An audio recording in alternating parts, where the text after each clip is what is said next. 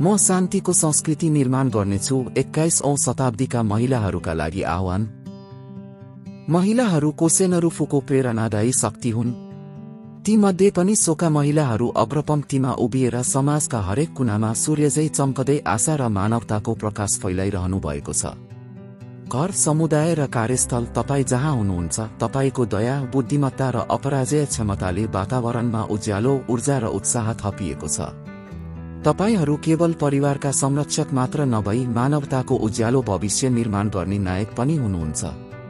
दैनिक जीवनमा तपाईहरूले 3, 4 वा अझ बढी भूमिका, सामाजिक जिम्मेवारी, गृहकार्य, बालबालिका पालन पोषण र शोकाको महत्त्वपूर्ण क्रियाकलापहरू कुशलतापूर्वक निर्वाह गरिरहनु भएको छ।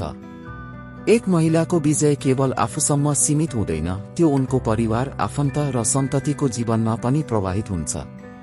तपाईहरूले गर्नुभएको निस्वार्थ समर्पण, निरन्तर प्रार्थना र दिगो विश्वासले महिलाको यो शताब्दीमा कोसेनरुफुको इन्द्रेणी विश्वभरि फैलाउँदैछ। तपाईहरूको तेजस्वी उदाहरणले युवामा साहस बढ्छ, समाजमा विश्वास जगाउँछ र सम्पूर्ण मानव जातिमा परिवर्तनको बीजारोपण हुनेछ। यो कुनै चमत्कार होइन, यो तपाईको अथक प्रयास र कर्मको फल हो। इकेदा सेन्सेई भन्नुहुन्छ, शान्ति भनेको केवल युद्धको अभाव होइन, आजको संसार हिंसा, जलवायु परिवर्तन, विभेद र द्वन्द्वका चुनौतीहरूसँग जुझिरहेको छ। यस्तो समयमा शान्तिको संस्कृति निर्माण गर्नु सामाजिक आवश्यकता मात्र होइन, व्यक्तिगत कर्तव्य हो। यो अवधारणा संयुक्त राष्ट्रसङ्घले अघि सारेको भए तापनि यसले बुद्ध धर्म र एसजीआई को मानवीय मूल्यहरूसँग पूर्ण सामञ्जस्य राख्दछ।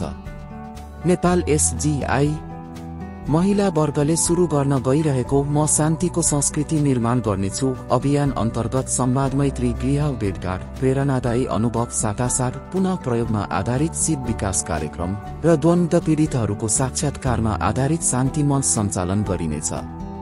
यी सबै प्रयासहरू प्रचार होइनन्, परिवर्तनका बीजारोपण हुन्। अज्ञानता, निष्क्रियता र निराशा विरुद्ध तपाईहरूको सशक्त आवाज हुन्। शान्ति कुनै टाढाको लक्ष्य होइन, यो आजको कर्म हो।